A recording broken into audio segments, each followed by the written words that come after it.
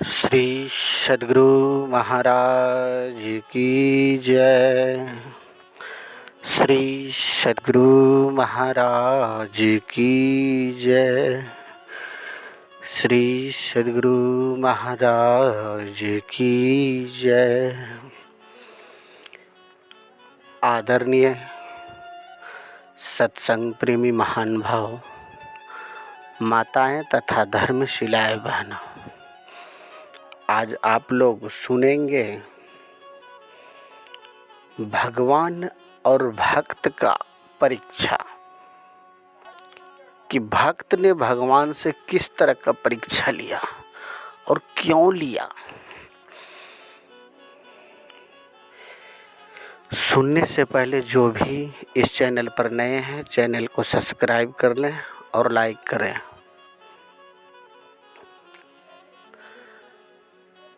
बहुत दिनों की बात है,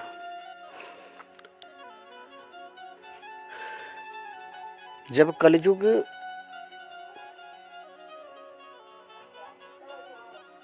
युग का पारी हुआ तो भगवान जब चले गए तो कलयुग आया। तो कलयुग जब आया तो भगवान पर से धीरे धीरे धीरे धीरे सबका विश्वास उठने लगा। भगवान पर से विश्वास उठने लगा क्योंकि श्री रामचंद्र जी जाने के बाद हनुमान जी रहे थे,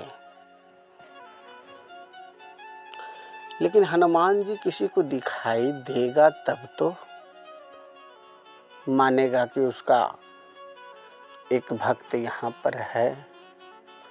कोई मानने के लिए तैयार नहीं था। बोल रहे थे भगवान तो चले गए, अब यहाँ पे कौन है, किसको भगवान मानो।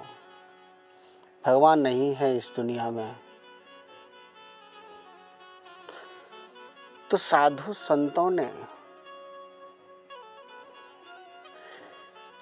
कि हनुमान जी तो बोले हैं कि यहाँ पर है, लेकिन उनसे दर्शन नहीं हो रहा है। तो हर गांव में, हर चौराहे पर हनुमान मंदिर का स्थापना किया गया ताकि लोगों को विश्वास हो कि भगवान का भक्त इस दुनिया में है। भगवान नहीं है तो भगवान का भक्त छोड़ कर गया है कि तुम यहीं रहो। इस कलयुग में मनुष्य को जीने का तरीका बतलाओ, उन्हें समझाओ, उन्हें भक्ति के मार्ग पर ले चलो। इसलिए उनको यहाँ पर छोड़कर गए थे, लेकिन लोगों को विश्वास नहीं हो रहा था। तो एक भक्त ने बोला कि आप लोगों को विश्वास नहीं है तो हमें भी विश्वास नहीं है। भगवान अगर इस दुनिया में है तो बेगर हाथ हिलाए, पैर हिलाए, अगर हमारा मुंह में भोजन चला जाएगा तब मैं मानूंगा कि इस दुनिया में भगवान अभी भी है। अन्यथा हम आज से अन्न ग्रहण करना छोड़ दिए। वो अनशन पे बैठ गए,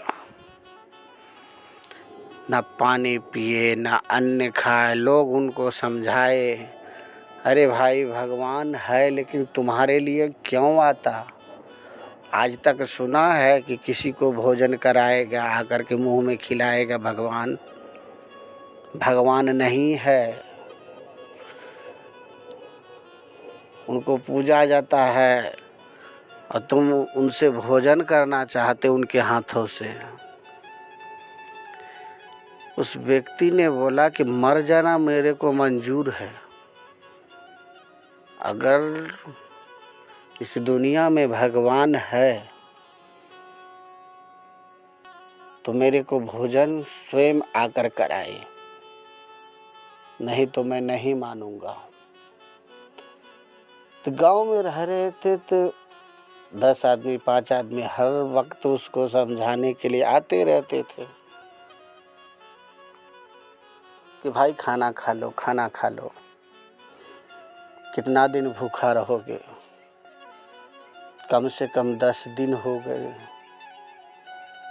10 से 15 दिन हो गए। तो लोगों के तंगी से उसने क्या किया, एक जंगल में गया और लंबा सा पेड़ देख करके वो पेड़ पर चढ़ करके बैठ गए। अब लोग मुझे सताने के लिए तो नहीं न आएगा कि खाना खा लो, खाना खा लो, मर जाएंगे यहीं पे मंजूर है, लेकिन लोग से अब तो दर्शन नहीं होगा ना। हम भी देखते हैं भगवान है या नहीं है इस दुनिया में। पेड़ पर बैठ गए तो एक सेठ का बराती अपने लड़का का शादी करने के लिए इस राज्य से दूसरे राज्य में जा रहे थे। तो रास्ता वही जंगल होकर जाना था। जब वही जंगल होकर जाना था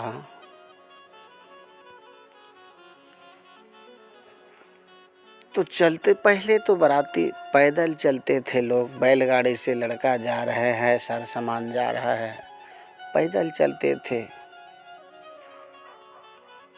उसी जंगल होके जा रहे थे तो जब उस पेड़ के पास पहुंचा तो पेड़ बहुत बड़ा पेड़ था, घना जंगल पेड़ था, छाह बहुत अच्छा आ रहा था, धूप का समय था। तो उस जगह बाराती सब बैठ गए। तो सेठ बोला जब बैठ गए तो यहाँ पर कुछ खाना भी खा लेते हैं, खाना पीना खा कर ही फिर निकलेंगे यहाँ से।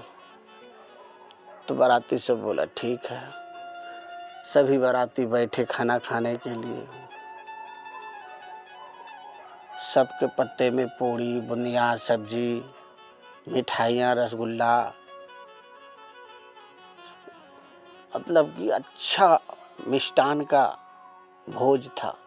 सारा सामान सेठ लेकर गए थे बाराती के लिए कि लंबा दूर जाना है, बाराती खाएगा क्या। सब बैठे, पत्ते में खाना लग गया। हिंदू परंपरा में है कि एक बार बोल करके भोजन सब कोई उठाते हैं, ये नहीं कि जिसके पत्ते में पड़े वो चालू हो जाए, नहीं। जब पत्तल पर बैठ कर खाते हैं तो एक साथ भोजन उठाते हैं नेवाले।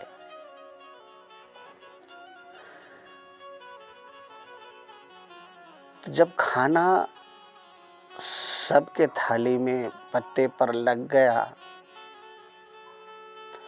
तो अचानक सा घोड़े की टाप की आवाज सुनाई दी। तो सेठ बोला कि लगता है कि बदमाश आ रहा है, डकैत आ रहा है, ऐसा करो भागो, नहीं तो पूरा जेवर जेवरा सब छीन लेगा, भागो। एक नेवाला तक नहीं खाया था कोई, पत्ता छोड़ करके भागे। जब पत्ता छोड़ करके भागे तो वो लोग भाग भाग के जंगल में छुप छुप गए सब। तो सच में डकैत उस पेड़ के पास आ ही गए घोड़े से। तो वो भी 20, 25, 30 आदमी का डकैती का झुंड था, डकैत का। अब देखता है अरे यार पत्ते में तो अच्छा खाना लगा हुआ है, आखिर इसमें लगा करके कौन रखा भोजन। लगता है हम लोगों के लिए कोई खाना लगा के रखा है। उसका सरदार बोलता है कोई खाना नहीं खाएगा, कोई खाना को हाथ नहीं लगाएगा, ये किसी का जाल है, हम लोगों को मारने का साजिश रचा है, इस खाने में जहर है। अगर खाने में जहर है तो कोई ना कोई इसका जासूस यहाँ पर आजू बाजू छुपा होगा, देखने के लिए कि हम लोग खाना खाते हैं कि नहीं खाते। कोई खाना को हाथ नहीं लगाएगा, पहले जासूस को ढूंढो। तो जंगल में जासूस को ढूंढने लगे कि किसने खाना लगा के रखा है हम लोगों को जान मारने के लिए। तो ढूंढते ढूंढते किसी का नज़र उस पेड़ के ऊपर पड़ा। अब बोलता है कि यही है, ओ देखो जासूस वहाँ पेड़ पर बैठा हुआ है, इसको नीचे उतारो। बोलता कि हम नीचे नहीं उतरेंगे। नीचे उतरो, हम नीचे नहीं उतरेंगे। सरदार बड़ा बहुत मुश्किल की बात कि नीचे नहीं उतरता। तो पहला भोजन उस जासूस को कराओ जो कि ऊपर में, पहले वो मरेगा, पहले वो खाएगा, उसके बाद हम लोग खाएंगे। एक पत्तल उठाए, 2 आदमी पेड़ पर चढ़े। 2 आदमी उसका हाथ पकड़ लिए और एक आदमी उसको खाना खिलाने लगा। जब मुंह में खाना खिलाने लगा तो बोलता, या भगवान, राधे कृष्ण राधे कृष्ण राधे कृष्ण। खा भी रहे हैं, बोले लोग कहते भगवान नहीं है, देखो भगवान है कि नहीं है। या पेड़ पे चढ़ कर बैठा हूँ, यहाँ पर मेरे को भोजन मिल रहा है, वो भी खुद हाथ से खिला रहे हैं। भगवान है कि नहीं है दुनिया में? भगवान है। पूरा पत्तल उनको खिला दिए, 10 मिनट इंतजार किए। वो बेचारा राधे कृष्ण करके नीचे उतर रहे हैं। बोला इसको कुछ नहीं हुआ, खाने में कुछ नहीं, खाओ सब। पूरा डकैत मिल के खाना पीना खा लिया, फिर चला गया, बाराती भी चला गया। अब ये गांव में जाके बोलते हैं कि क्या कहते भगवान नहीं है? अरे भगवान आके मुझको खुद खाना खिलाया, पेड़ पे चढ़कर बैठा था, एक ने हाथ पकड़ा, दूसरे ने मुंह में खाना खिला रहा था। पूड़ी, रसगुल्ला, बूंदियाँ, मिठाइयाँ, टिकरी, अनेकों प्रकार का भोजन कराया मेरे को। भगवान है, इस दुनिया में है भगवान, लेकिन देखने का नजरिया अलग है। इस आँख से देखोगे तो आपको भगवान कभी नहीं दिखने वाला। भगवान को देखना है, अपना तीसरा नेत्र को खोलना पड़ेगा। और तीसरा नेत्र किसके कारण खुलेगा? क्या करोगे जो खुलेगा? और खोलने का विधि किसने बताएगा? तो तीसरा नेत्र खोलने का विधि गुरुदेव बताएंगे। जब आप भजन माला लोगे तब आपको गुरुदेव बतलाएंगे कि तीसरा नेत्र आपका कैसे खुलेगा और तुम कैसे भगवान को देख पाओगे।